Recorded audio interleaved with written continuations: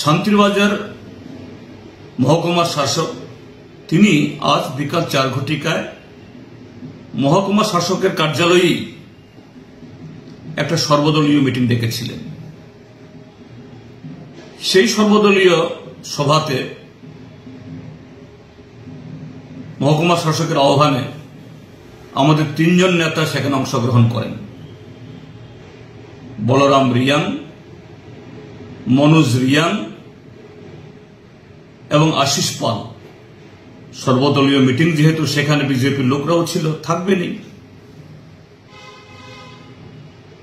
SDM এর office থেকে এই সভা শেষ করে তারা মাত্র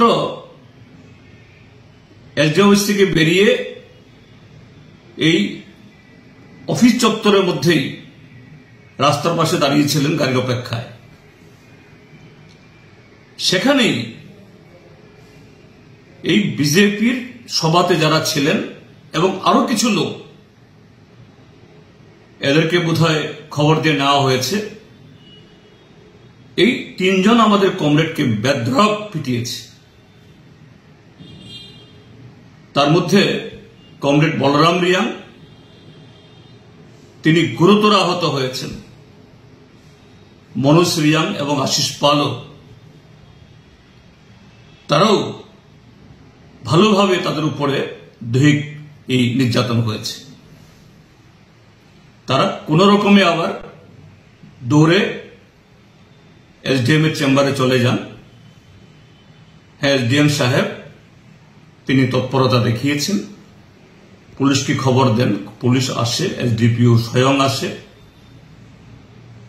এই আহতদের অবস্থা দেখে বিশেষ করে বলরাম রিয়াংকে শান্তিরবাজারে যে দক্ষিণ জেলা হসপিটাল সেখানে নিয়ে যান চিকিৎসার জন্য। কিন্তু সেখানেও এই বিজেপি আশ্রিত সমাজ বিরোধীরা ধাওয়া করে। তো সেখানে চিকিৎসা করা, ভর্তি থাকা এদের পক্ষে নিরাপদ নয় জেনে আমি খবর পাই। আমি কমলপুর থেকে আসছিলাম, আমি তুরন্ত জেলা শাসক মহোদয়ের সাথে যোগাযোগ করি যে আপনি দ্রুত ব্যবস্থা গ্রহণ করুন, তাদের উদ্ধার করে নিরাপদ জায়গায় পাঠানোর ব্যবস্থা করুন এবং আরো উন্নত চিকিৎসার জন্য উদ্যোগ নিন। জেলা শাসক মহোদয় তিনি তৎপরতার সাথে ব্যবস্থা নিয়েছেন এবং এসডিপিও, শান্তিরবাজার থানা পুলিশ, তারা সমাজ বিরোধীদেরকে ফার্দার আক্রমণ করতে দেয়নি। শান্তিরবাজার হসপিটাল থেকে উদ্ধার করে তারা, এরা গুরুতর আহত, তাদের এখন আগরতলায় জিবি হসপিটালে আনা হচ্ছে। তো এই জায়গায় অর্থাৎ ঘটনার পরবর্তী সময়েতে পুলিশ প্রশাসনের এবং ডিএম সাহেবের ভূমিকাকে আমি ধন্যবাদ জানাচ্ছি। কিন্তু যেটা গুরুতর প্রশ্ন, আজকে আইন শৃঙ্খলা কোথায়? এখন তো সামনে তো কোনো নির্বাচন নেই। হ্যাঁ, সামনে আগামী 6-7 মাস বাদে ভিলেজ কমিটির ভোট হবে, কিন্তু এর জন্য তো কোনো নোটিফিকেশন কিছুই হয়নি। সম্ভবত এসডিএম সাহেব, ভারতের নির্বাচন কমিশন নতুন একটা এই ভোটার তালিকা নিয়ে একটা পদক্ষেপ গ্রহণ করবে, সেটা নিয়ে সবকটা জেলাতে, সবকটা মহকুমাতেই এই সর্বদলীয় মিটিং ডাকছেন। হয়তো সে আলোচনা হয়েছেন, আলোচনার বিষয়বস্তু আমি ঠিক জানি না। কিন্তু এরকম একটা মহকুমা শাসকের অফিসে, তার চত্বরে এরকম একটা সাধারণ মিটিং অংশগ্রহণ করতে গিয়ে শাসক দল সহ্য করতে পারছে না। কোথায় আইন শৃঙ্খলা, কোথায় গণতন্ত্র? এবং কেন আজকে বিজেপি এই জায়গায় যাচ্ছে?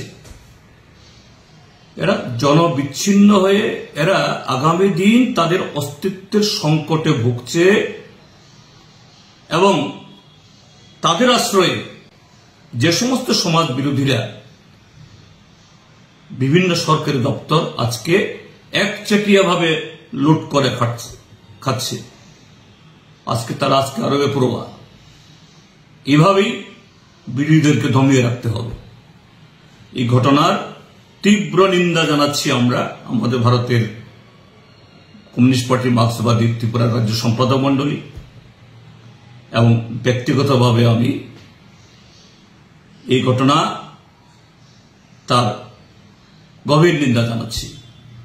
রাজ্যের মাননীয় মুখ্যমন্ত্রী, তিনি স্বরাষ্ট্রমন্ত্রী দায়িত্বে, প্রতিদিন বড় বড় কথা না বলে দিনে 2-3টি জায়গাতে শুধু বক্তৃতা করছেন। ওই এখন আগামীকাল বিশ্বকর্মা পূজা, সামনে দুর্গা পূজা আর উৎসব, বলছে চাঁদার জুলুম করা যাবে না, চাঁদা হলে পরে হবে। আমি আজকে খোয়াই হয়ে কমলপুরে গেছি। ইত্যবসরে বৃষ্টি হয়েছে, যাওয়ার সময়তেই বৃষ্টি ছিল না, রাস্তার বেহাল অবস্থা। কোন রকমে 1.5 ঘন্টা রাস্তা 3 ঘন্টায় গিয়ে কমলপুরে পৌঁছেছি। কিন্তু বৃষ্টি হয়েছে, এই রাস্তায় আসা যাবে না, আমাকে ঘুরে আসতে হয়েছে আমবাসা তেলিয়ামুড়া দিয়ে, এবং এই রাস্তাতেও একই অবস্থা। আর এই অবস্থার মধ্যে রাস্তায় রাস্তায় চাঁদা সুর, রসিদ নিয়ে কোথাও বিএমএস এর পতাকা, কোথাও পতাকা ছাড়া এই চাঁদা সুরা দাঁড়িয়ে আছে। পুলিশের টহলও আছে, তারাও দেখছেন লাইনকে দাঁড় করিয়ে ট্রাকওয়ালা, প্যাসেঞ্জার গাড়ি এদেরকে থামিয়ে থামিয়ে টাকা নিচ্ছে। কোথাও তো একজনও চাঁদাসুর গ্রেপ্তার হচ্ছে না। আজকে এইভাবে সমাজদ্রোহী মাফিয়াদের হাতে চলে গেছে ত্রিপুরা। মাননীয় মুখ্যমন্ত্রী তথা স্বরাষ্ট্রমন্ত্রী অনুরোধ করব, শুধু বক্তৃতা না করে ওই সোশ্যাল মিডিয়াতে আপনার ভালো ভালো ভাষণ না দিয়ে আপনি আপনার এজেন্সিগুলোকে বলুন, বিজেপির মাননীয় সভাপতি রাজীব ভট্টাচার্যকে অনুরোধ করছি, আপনি কদিন বাদে বাদে আলপটকা সমস্ত কথা বলেন। এই রাজ্য একেবারে হীরায় মুড়ে দিয়েছেন। এই রাজ্যের পরিস্থিতি সারা দেশের মধ্যে সবচেয়ে উত্তম, কিন্তু আজকে পরিকাঠামোর এই দুর্দশা, আইন শৃঙ্খলার এই অবস্থা, বেহাল অবস্থা, সব মিলিয়ে জনজীবন অতিষ্ঠ, ব্যবসায় অতিষ্ঠ, সাধারণ মানুষ অতিষ্ঠ, আর বিরোধী দল এই রাজ্যে যেন গণতন্ত্র এটা একনায়কতন্ত্রের একটা পরিণত হয়েছে বিজেপি ছাড়া।